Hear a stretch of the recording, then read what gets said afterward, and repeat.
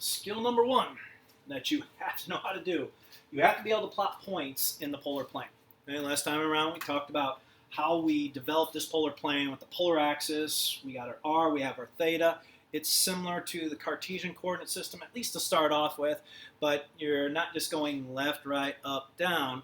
You are going left or right, but then you're moving along a circle, right? A specific angle measure in degrees or in radians.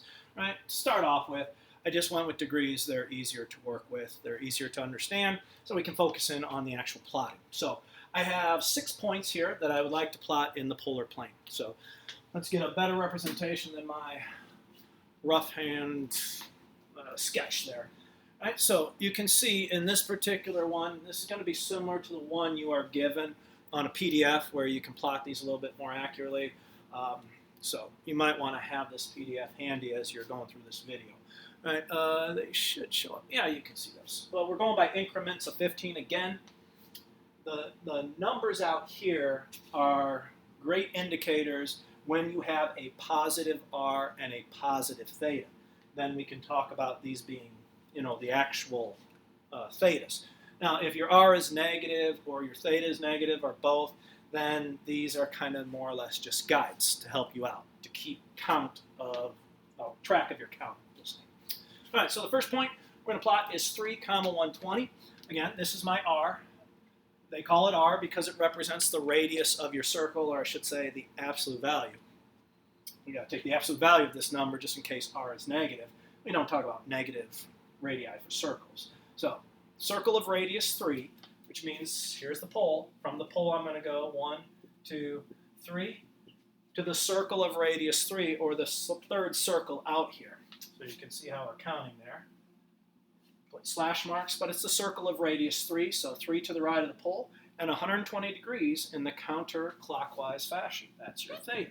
So 120 degrees, since positive r and positive theta, I can just simply use this and just follow this circle of radius 3 around till you get to the 120 degree marker. And that would be point A in the polar plane. Okay, B, this time your r is negative 2. Let me get rid of those. So 1, 2 to the left on the polar axis, just left 2 from the pole, and then 45 degrees counterclockwise. Now you got to be real careful, it can get tricky. Clockwise is this direction, counterclockwise goes this way. So if I'm going to go 45 degrees, I have to go down from here. And each is 15, so that would be 15 times 3 lines there. That would put us at 45. I really shouldn't be marking on the polar axis.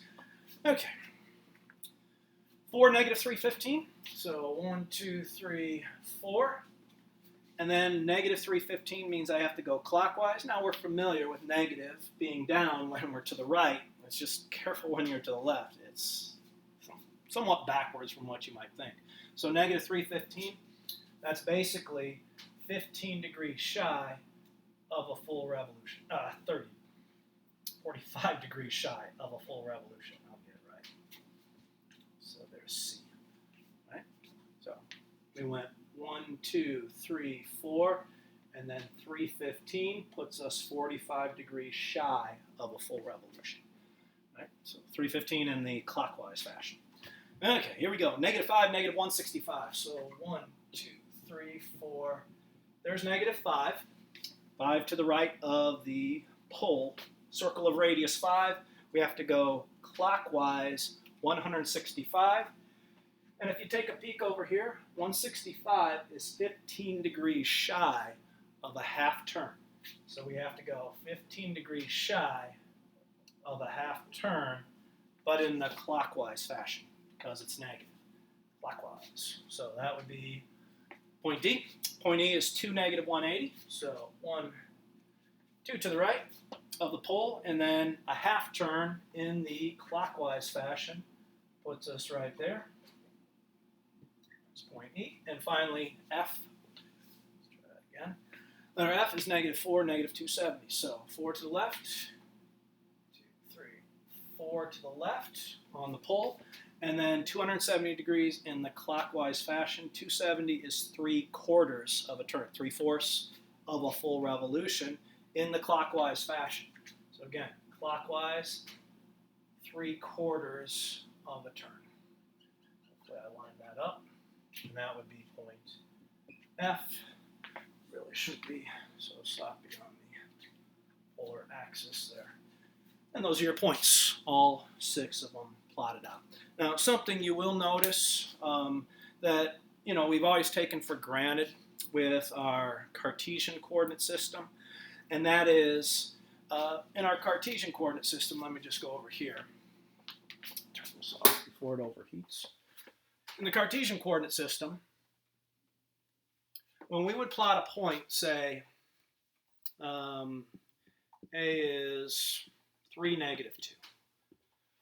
Right? I want to plot the point 3, -2. Well, there is only one location in the Cartesian coordinate system for this point A. It's not like 3, -2 could be here, or it could be over here, or it could be up here. It could be in several different locations. There is one location for point A. One location. And that's it. It's right there. 3 to the right, 2 down, end of story. One location for point A. Turning that statement around. Let me try. That point right there, if I say name that point, there is only one name you could possibly give me for that point. And that name would have to be, -2, 4. You could not give me any other name for that point besides -2, 4. So each point has exactly one ordered pair associated with it. And each ordered pair has exactly one location to it. Now, I know that's a big yawn, like, okay, yeah, so what's the big deal? Well, the big deal is when we go to the polar plane, this relationship is not necessarily true. One way is true, the other is not. In other words, one way, there is only one location for the point 3, 120. The point 3, 120 is 1, 2, 3 to the right, 120 degrees in the counterclockwise fashion. That is the only location for this point. So that first idea holds true with the Cartesian coordinate system. The second one is not true. Take this point C. What was point C when we plotted it? Point C was 4, -315. Well, my question to you is there any other name I could give to point C besides 4, -315? And I'm thinking, yeah, there's a much easier name. How about we call it 4, and let's just go 45 degrees. So point C could be 4, 45 degrees. It doesn't have to be 4, -315. That's one name for point C, but this is just as good. Are there other names? Sure. I could go with, what if I wanted to say -4, and then get to point C through an angle? Well, if I go this way, for example, I would say -4, I'm going clockwise, so it would be a -θ, -135 degrees, is also the location for point C. Not only that, I could say -4, maybe I want to go counterclockwise. How much should I go? Well, that's 180, and 45 more puts me at 225. So you're thinking, well, there's 4 representations for each point? Oh, we can keep going around in circles. Think about coterminal angles. This is kind of, you have to be kind of careful there, but it's kind of like coterminal angles in that sense. So there are infinitely many representations for a certain location, whereas vice versa, there's only one location for a given ordered pair, but any point location has infinitely many representations. And that's actually the next thing we're going to do. That will be our skill 2, where I give you a point and you give me 3 other, well, I'll give you an ordered pair and you give me 3 other representations of that specific point. And I'll give you bounds between -360 and +360, just so we don't have crazy, like I said, coterminals. We could have infinitely many representations. So we all come up with the same exact answers. And that'll be in the next video.